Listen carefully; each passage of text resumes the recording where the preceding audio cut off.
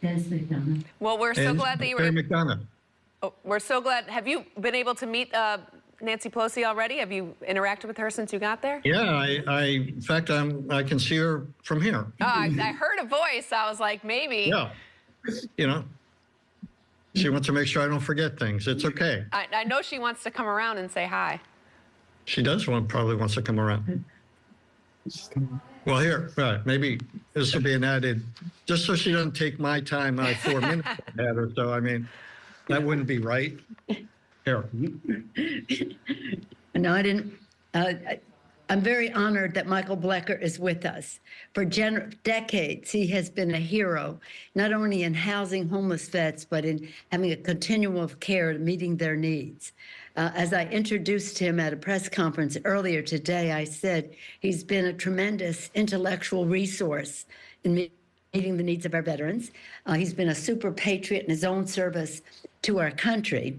And who better to have here as we celebrate the PACT Act, something that we passed in Congress, the president signed, what it does is it addresses the needs of those veterans who are affected by burn pits. And you had to prove that, now you don't have to prove. If you were there and you are diagnosed, you get the benefit. And hundreds of thousands of people have already benefited.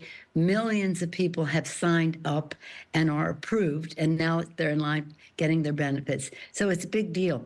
I was so happy because Michael had time to spend with our Secretary of the Veterans Affairs, Dennis McDonough, who's been to San Francisco, who has addressed when he was Chief of Staff to President Obama, slept overnight with our veterans in the community. So he has had this as a big priority, and now he's the secretary. So in any event, who better than Michael Blecker brings it all together, meeting the needs of our veterans, well, first of all, with his own service to our country on the battlefield, and then meeting their needs when they come home. As we say, on the battlefield, we leave no soldier behind.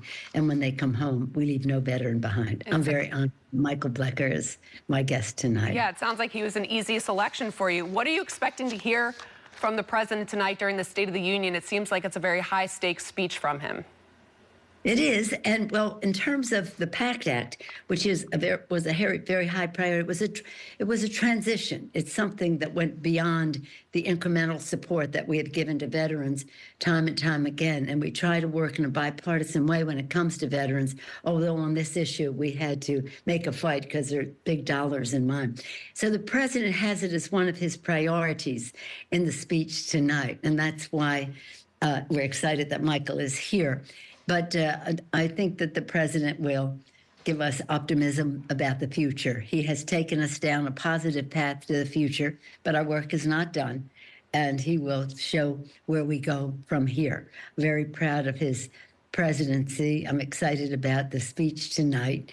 And I'm glad that Michael will be here to applaud, as we all do, when he talks about the PACT Act. In years past, there's sort of been some heckling and some poor decorum from people within the chamber there as the president is giving his speech. What do you think it will be like tonight? Do you think people will be on good behavior for this speech, or are you worried that things might get a little out of hand? Well, I'm not worried about anything, but people may get out of hand. That's more their problem than ours and the president's. The speaker has asked his caucus to be on good behavior, the Republican caucus to be on good behavior. Let's hope that they will be. But we hope that everyone will be on good behavior, because this is the State of the Union address, something called for in the Constitution, where the president comes forward and puts forth his view of the State of the Union. And we have a lot to talk about that we want people to know about it. We want them to know about the PACT Act so they sign up for it. We want them to know about job opportunities that have been created during the Biden administration so that they can avail themselves of it. And of course, when we talk about our economy, the markets have never been higher. Unemployment is down. Inflation is coming down. Wages are up. But we all have to fight the cost of living.